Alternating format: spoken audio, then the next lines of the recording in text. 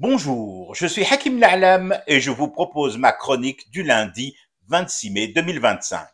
Elle s'intitule « Le premier gros chantier d'un pays, c'est de ne pas se faire désintégrer, exploser et disparaître. » Je souris doucement, toujours lorsque des avis sur la toile et dans ma boîte mail me conseillent de m'occuper de l'Algérie de l'intérieur plutôt que de la Palestine, d'Israël, des Émirats, du Sahel, de la Libye, de notre frontière ouest et du royaume camé. Je ne peux que sourire doucement, mais aussi compatir devant autant d'aveuglement. Les yeux, les sens, c'est ce qui reste quand tu as tout perdu. Et je compatis fortement et sincèrement face à la détresse évidente de celles et ceux qui ont perdu la vue et les sens. Quand j'évoque ici tous les jours la Palestine, Israël, le Mali, le roi de la Zéliba et Fafa, je ne me réfugie pas par confort et sécurité dans une rubrique internationale. Je ne m'occupe que de mon pays, de l'intérieur, oui, messieurs et mesdames, qui semblaient avoir de sérieux problèmes de rétine et d'ouïe. Premier et récurrent argument qui m'est sorti, celui-là. Mais Hakim, construisons d'abord un pays fort et occupons-nous juste du bonheur de nos concitoyens. Bonté divine, c'est justement parce que tu veux construire un pays fort que t'as des emmerdes, Coco.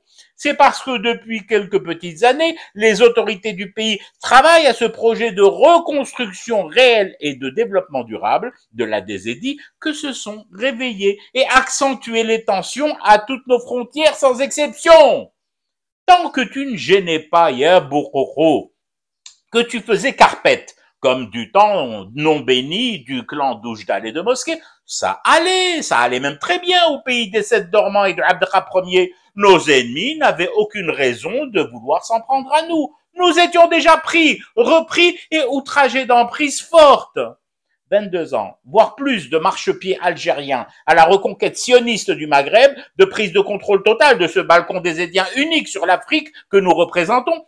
Et pourquoi, dis-moi, Bark, aurais-tu voulu qu'ils s'en prennent à toi avant?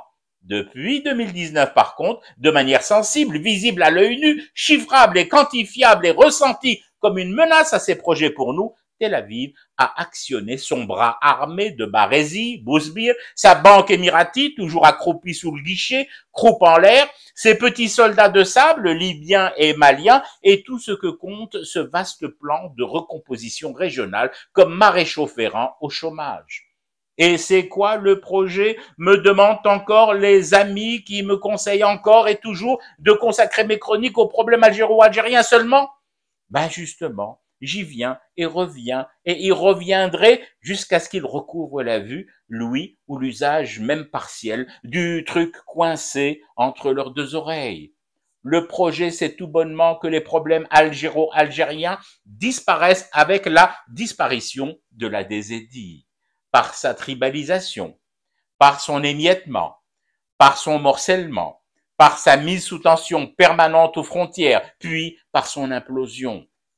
Alors, mon grand, si t'as pas encore compris, si tu ne saisis pas que le fait de remettre 100 fois l'ouvrage sur le métier, c'est prioriser justement l'intérieur de l'Algérie, ses citoyens et citoyennes, parce qu'il y va de notre avenir, Yahouya, je ne peux rien pour les problèmes que tu as au niveau de ta sphère ORL. Ce n'est surtout pas ici, dans cet espace, que tu guériras de la cécité et de la surdité. Ici, ne vivent et survivent en mobilisation générale et permanente que les endurcis fumeuses et fumeurs de thé, en guerre ouverte contre ce cauchemar qui continue. C'était Hakim La'alam, je vous retrouve demain pour une autre chronique et une autre façon de dire son amour à l'Algérie.